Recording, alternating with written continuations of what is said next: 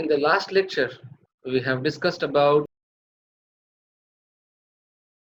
electric and magnetic field coupling between two conductors. So we'll quickly go through those slides. First, we have studied electric field coupling between two conductors. When I have two conductors or two circuits with two different conductors, when current is flowing through one conductor, the electric field from one conductor will get coupled with other conductor. So this coupling offers a capacitance, that is between conductor 1 and conductor 2, and this capacitor is undesired thing. Due to this capacitance, some potential will appear on the conductor 2, and that potential is nothing but a noise to the conductor 2 circuit, and that will degrade the performance of the conductor 2. So to avoid this noise, the noise appeared on the conductor 2 is given by this, that is j omega r C12 into V1. So any system is having its own fixed operating frequency and voltages. So the voltage and the frequency of the system remains fixed generally.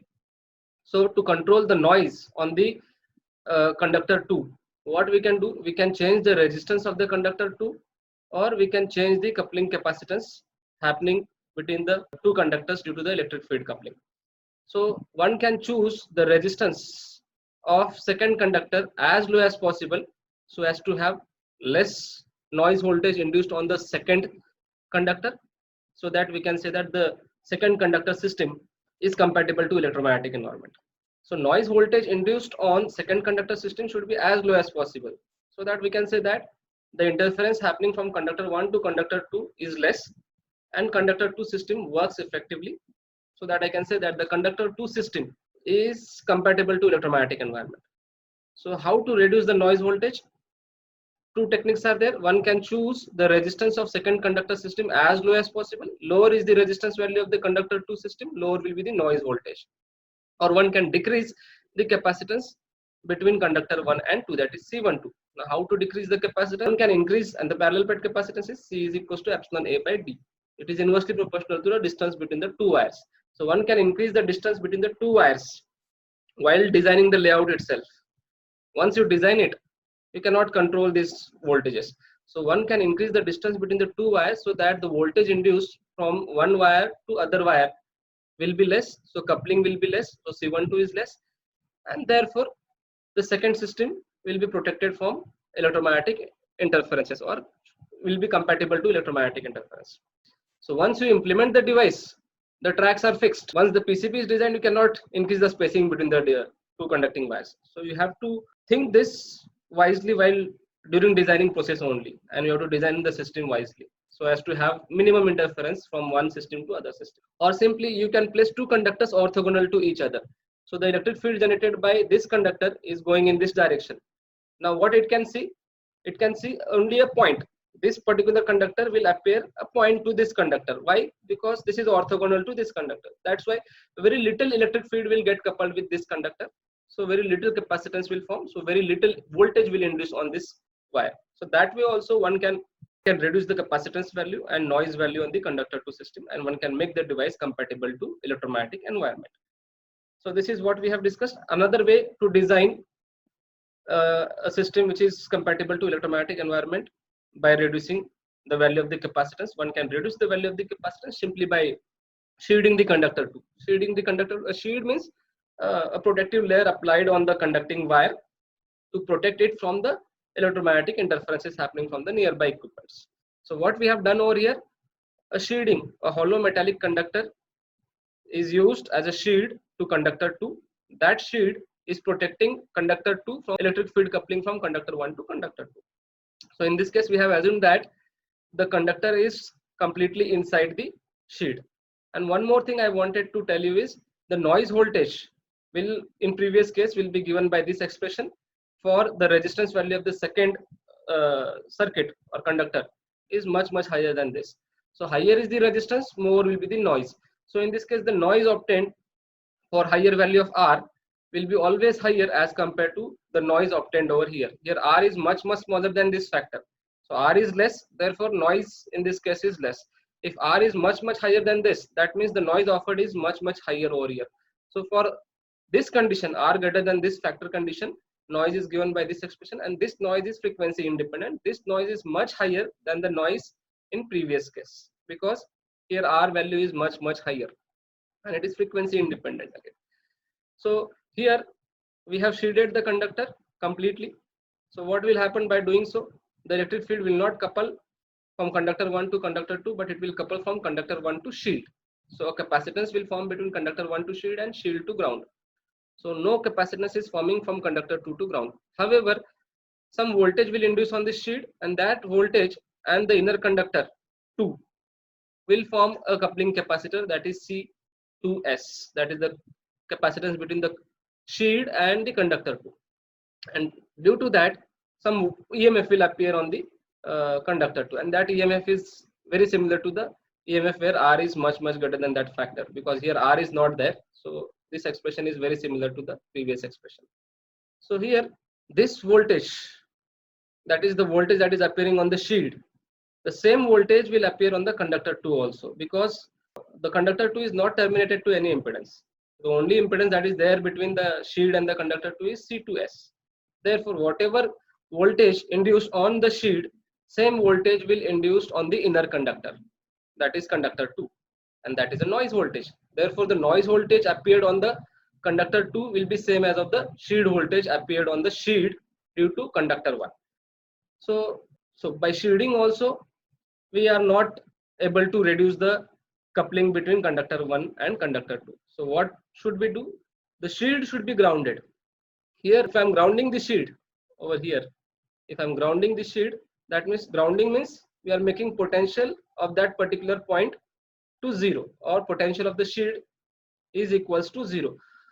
So that's why potential on the shield goes to 0 when I'm grounding the shield. Therefore, Vs is 0. Vs is 0 means Vn, that is noise voltage, will also be equals to 0. And that is how one can protect conductor 2 circuitry from electric field generated by conductor 1. So please remember, shielding is not sufficient to protect your device from electromagnetic interferences. Shielding along with grounding is equally important to reduce the electromagnetic interference. So the second is capacitive coupling, the conductor length when it is extended. So here the conductor length is little larger than the shield length. So again, two additional capacitance will form, that is C2G and C12. Because of this, some noise voltage will appear, and that noise voltage is calculated very similar to R, much greater than that factor case. So it is very similar. You can see this noise voltage over here. And due to that noise voltage, again, the performance of the conductor 2 system is degrading. That is not a desired thing. So whenever you are shielding, here the shield is grounded, but the length of the conductor is little larger than the shield length. So that's why still we have grounded the shield, we have used the shield and it is grounded also, but still it is coupling is happening between conductor 1 to conductor, and that is not desired. So you should design a shield in such a way that the entire conductor length should be inside the shield, and that shield must be grounded so as to avoid electromagnetic interference. So when I'm saying that the length of the conductor is comparable to wavelength, so at different points on the shield, the voltage will be different. When length of this conductor or shield is comparable to wavelength, at different point the voltage will be different, because the input signal is time varying in nature, AC signal. The length of the circuit is comparable to wavelength. That means at different points on the conductor length, the voltage appear will be different. So that's why I have to reduce that voltage to 0. I have to use multiple grounds. So that is why this is suitable only for those conductor lengths which are much smaller than wavelengths. So a single ground is suitable only for those conductors where the length of the conductor is much smaller than wavelength. However, if the length of the conductor is comparable to wavelength, then we require multiple groundings. Then we have discussed about inductive coupling. As we know that the flux, whenever current is flowing through a conductor, magnetic field is generated, and magnetic flux linkages per unit current gives you inductance. So the inductance offered by a current carrying conductor is magnetic flux linkages per unit current over here. So we have two conductors placed close to each other. When the current is flowing through one conductor, magnetic field will be generated, and that magnetic field will induce into the second conductor, and that will give you mutual inductance between the two conductors, and that mutual inductance is given by this. Here phi12 is the magnetic field coupling from conductor 1 to conductor 2. So because of that magnetic field, scalar magnetic potential will appear on the conductor 2, and that scalar magnetic potential is given by this B bar dot dA bar. So B bar is nothing but the magnetic flux density, dA bar is the vector differential surface area. So B bar dot dA bar is nothing but the total magnetic flux passing through a given area on the conductor 2. So B bar is nothing but the magnetic flux density. It depends. The B bar expressions are different for different types of conductors. For infinitely long current carrying conductor, B bar is given by mu times I by 2 pi r. Therefore, to protect the conductor 2 from this magnetic fields, what we can do is we can again use a non-magnetic conductor as a shielding to the conductor. We can see or a conductor is there over here, a single conductor. So we are using a shielding. A non-magnetic conducting material is used as a shield. So what will happen? And this non-magnetic shield, non-magnetic conductor shield is grounded. So what will happen by doing so? Whatever current, whatever charge is there on the inner conductor, same charge will appear on the outer conductor, but the polarity of the charge is opposite. Therefore, the magnetic field produced by this inner conductor will get cancelled by the outer conductor. So the second conductor or the source of the conductor I have shielded with ground. So therefore, no magnetic field is coming out of this shield. And electric fields does not pass through conductors, they terminate on the shield itself. So this is how one can protect other equipments from magnetic field simply by using shielding and grounding. Now today we'll discuss the different types of groundings. So the groundings can be classified into many types. There are several ways using which one can classify the grounds. However, here the grounds has been broadly classified into two types, that is safety grounds and signal grounds. So these signal grounds are also called as returns, and this signal grounds or the returns are again subdivided into two types of grounding system, that is signal ground and power ground. In most of the cases, the safety ground do not carry current through the ground. It carries current only in exceptional cases, only during faults in the system. While in signal grounds, ground do carry currents in normal operation also. However, in safety grounds, ground doesn't carry current during normal operation. Ground carries currents only during faults. So in addition, if a ground is connected to an enclosure or a chassis of the equipment, then that particular ground is called as chassis ground. So ground can be classified into many types depending on different scenarios. So this chassis ground is another type of a ground. Chassis is nothing but a chassis of an equipment, body of an equipment. If I'm grounding that chassis, that particular grounding is called a chassis ground. If a ground is connected to an earth, to a low impedance part, it is earth grounding. So safety grounds are usually connected to earth or some conducting body that serves in place of earth, such as in airframe or aircraft or a hull of a ship. We cannot use earth all the time as a ground for all systems. For example, when I'm talking about aeroplanes or ships, so a lot of equipments are there inside ships and inside aeroplane. The aeroplanes and the ships cannot be earth, cannot be grounded to earth. That is not possible. So what do we do in those scenario? Conducting area of the aeroplane or ship, we are using as a ground plane. So we are grounding on that particular area where a large conductor is there. So signal grounds may or may not be connected to the earth. The basic objective must be always to make a safe system first, and then we can incorporate other grounding techniques to reduce the electromagnetic interference in the system. One can define ground in different ways. The grounding may mean different to different people. For example, one can define grounding is inserting a 8 feet long rod inside a earth for protecting the equipment from lightning strikes and all. One can define the grounding as a green safety wire is used in alternating current power distribution system. Or one can define grounding as a narrow trace on the PCB that provides a return path for a low frequency analog signal. So different definitions are there. In all the cases, the requirements and the purposes of grounds are different. All these definitions are true, but there are some grounding myths. So we'll talk about those grounding myths. The very first statement is the earth is a low impedance path for a ground. However, that is not true.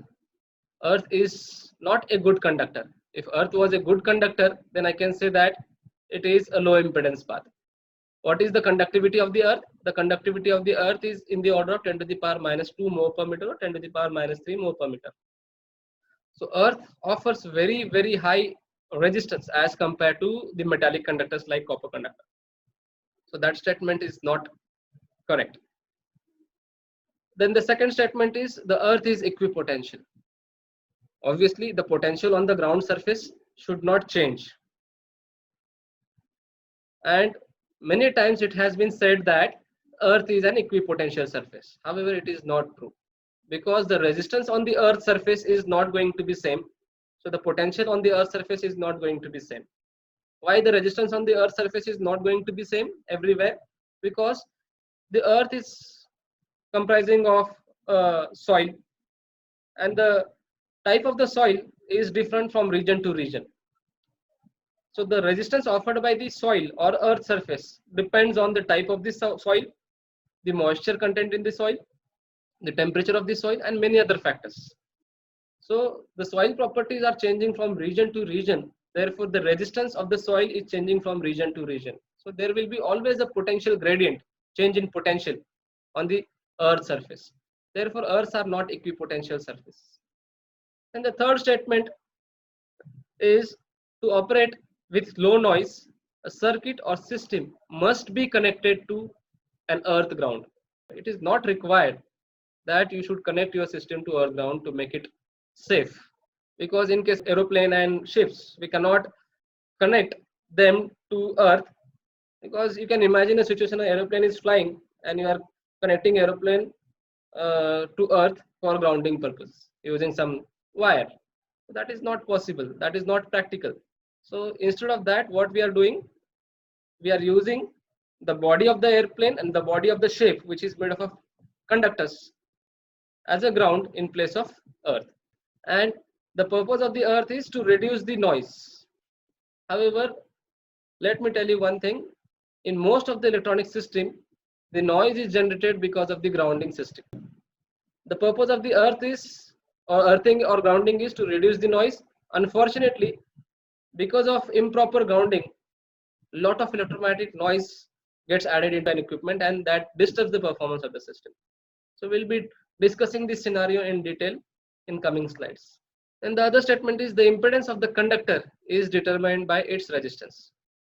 Earthing means simply inserting a rod inside the earth, conducting rod inside the earth for a return current to be grounded. The impedance of a conductor is determined by its resistance. That is not true. When I'm talking about a conductor, when current is flowing through a conductor, it produces a magnetic field. So that magnetic flux linkages with the current offers some inductance also. So conductor is not only having the resistance, but also it has inductance. So the total impedance of the conductor is not just R, which is rho L by A, but it is R plus JXL. Please remember this. Then the next statement is, to reduce noise, an electronic system should be connected to a separate quiet ground by use of separate isolated ground rod. And that is also a false statement, because when I am connecting the equipment to two different grounds, what will happen? Using two rods, the two rods, when current is flowing through the first rod, some electric and magnetic field coupling may happen between the two grounded rods, and that may again add an additional noise into an equipment, and that may degrade the performance of the system. So it violates the requirements of NEC. NEC stands for National Electric Code. So that statement is again a false statement. So an electric earth ground is unidirectional, with current only flowing into the ground. That is not true at all, right? Because current always flow through a closed loops. So current that flows into the ground must also flow out of the ground somewhere else. So that statement is again a false statement. So those were the grounding myths. As I have mentioned, the grounding can be classified into two types, that is earth ground and the signal grounds. So we'll start with the earth grounding. An ideal electric earth is the soil having zero potential, in which a rod or wire of an electrically conducting material is embedded to provide a low impedance, ideally speaking zero impedance, sink for unwanted currents. But in reality, earth is not a perfect conductor. It is perhaps a bad conductor. So how to use earth as a good conductor? So there are several ways using which one can use earth as a good conductor. So if I have a large area of the conductor, for a current to flow, then the resistance offered by that conducting object will be very, very less. So to achieve this, what we are doing, or what we can do, we can place a large copper sheet or silver sheet inside the earth that will act like a low impedance surface or zero impedance surface, and we can use that particular portion of the earth for grounding or for earthing. But that is not practical, that will be very costly. Therefore, what we can do, instead of inserting a large conducting objects inside the ground plane, what we can do is we can place wire grids or meshes, conducting wire grids or meshes inside the earth that will act as a ground to the system with a low resistance path. And the ground resistance of such a grid system is simply we are having conducting wires in grid fashion or in mesh fashion. So that will increase the conductivity of the earth and reduces the resistance of the earth. So the resistance of such a grid system is given by this particular expression, where rho is the resistivity of the material that you are using in grid, and LT is the total length of the conductors used in the grid mesh, and A is nothing but the area covered by the grid. So for instance, I can show you. So these kinds of wires, horizontal wires, we can add or we can bury it under the ground to have a good conductivity of the earth and less resistance for the return current to flow. One can add the wire grids inside the earth to increase the conductivity or to reduce the impedance of the earth. And to reduce the impedance further, what we can do, we can increase the area of the grid and we can increase the length of the conductors. The soil of the earth, as I have mentioned earlier, consists of solid particles and dissolved salts, and the resistance of the earth varies based on whether the earth is wet, dry, the temperature of the earth, the moisture content in the earth. Many factors are there which decides the resistance of the earth. Resistivity of the different soils are tabulated in this table over here, you can see. So wet organic soil have a resistivity of 10 to the power 3. Resistance is something which is rho L by A. This is rho, which is resistivity. So resistivity is quite high over here for different soil. So resistance offered by an earth generally varies between 10 to 25 ohms, which is not good at all. There are multiple ways using which one can reduce the resistance. One is by using the wire grids buried under the ground. Second way of reducing the resistance, we'll talk about it. What is grounding? Simply we are inserting a metallic rod inside the vertical metallic rod inside the earth surface, something like this. And the resistance offered by this metallic rod, this ground rod, to the earth is given by this, where L is nothing but the length of the rod and D is nothing but the diameter of the rod. So you can see the return current that is flowing through the ground rod or ground electrode is maximum near to the surface of the earth, and it is very less at the end of the electrode. So this resistance is given by this. So this resistance should be as low as possible. To reduce this resistance further, what one can do, one can use multiple such a grounding electrodes like this. So this is an array, linear array of vertical ground rods. So one rod is offering this much of resistance. So if I have two such a rods, identical rods placed appropriately with proper spacing, what will happen? It is just like two resistances which are parallel to each other. And when I'm having two resistances in parallel, the net resistance offered by such a system is always less than the resistance offered by an individual system. So if I have n such a rods placed in parallel, and this is linear array. Linear array means all the rods used for grounding purposes are identical and the spacing between them is uniform. So the resistance offered by all these rods are same. All the individual rod is same, which is this. And the overall resistance of this particular rod is given by this. So the overall resistance will obviously be much smaller than the resistance of an individual rod. So the resistance decreases with increasing number of rods, as we can see from this graph. However, the problem with this system is when I'm placing two rods close to each other, when current is flowing through these ground rods, it produces electric field and magnetic field, and electric field may get coupled from one rod to other rod, and that may cause coupling of the current from grounds, and that will produce an additional noise in your equipment, and that is not desired.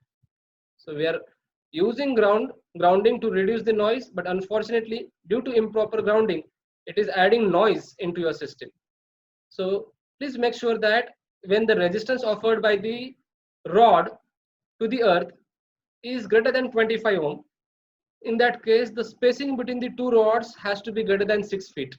Then it is always recommended to use combinations of vertical rod and buried beads together to avoid local heating that may generate due to the power line faults and lightning strikes in this system.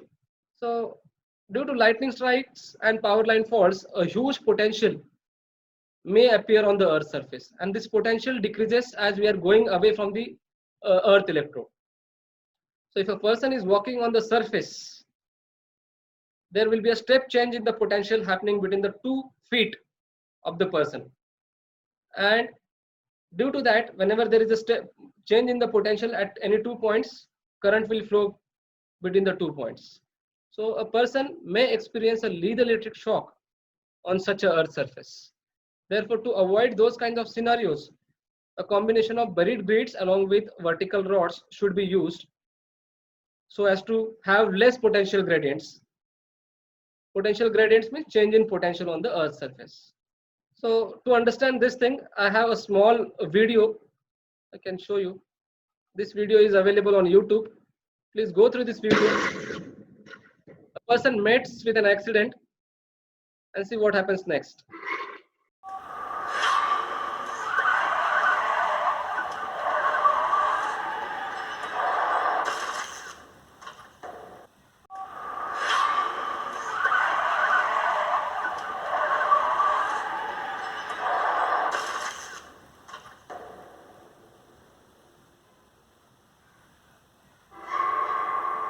Whoa.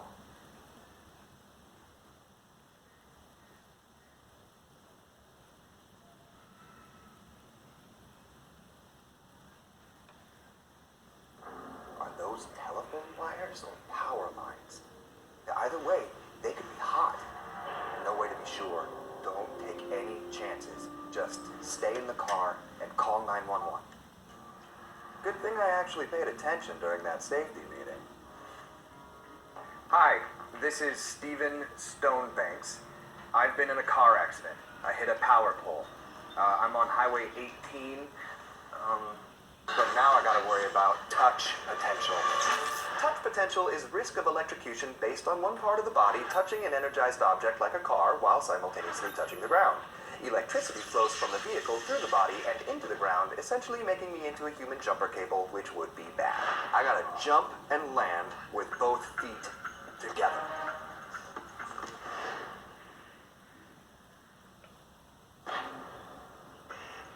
Whew. Okay, now step potential. Because the ground is energized, electrical current can travel through me if my feet aren't close together. Electrical current enters through one foot and out the other. The further apart my feet are, the greater my chances of getting shocked. So I must move away using short, shuffling steps. Shuffle, shuffle, shuffle. There you go. And the potential is decreasing on the earth surface. So when we are stepping out on the ground surface, there will be a huge potential difference between the 2 feet of the person, and because of that, a very high current will flow through the person's body. That's why we are not supposed to, take large steps on those kinds of surfaces where large current is flowing. So that's why small steps were taken to avoid those lethal electric shocks. And you may wonder that why birds doesn't experience any electric shock when they are standing on a high power transmission line. The same concept is there. The birds' human bodies are very similar. They offer very, very high resistance as compared to conventional conductors, like metallic conductors. So when a bird is sitting on any of the cable, which is high power transmission line, the potential between the 2 feet of the bird is not changing at all. And there is no change in potential, so there is no question of current flow 2 feet of the bird. Or the current always finds a path which is low resistance path. So from the remaining part of the conductor, the current will start flowing. The current will not get induced into the bird's body. So even if you are standing on a single wire, which is high power transmission line, you may not experience any electric shock. But touching the two wires together, two different wires having different potentials, you will experience a lethal electric shock, and that can be fatal.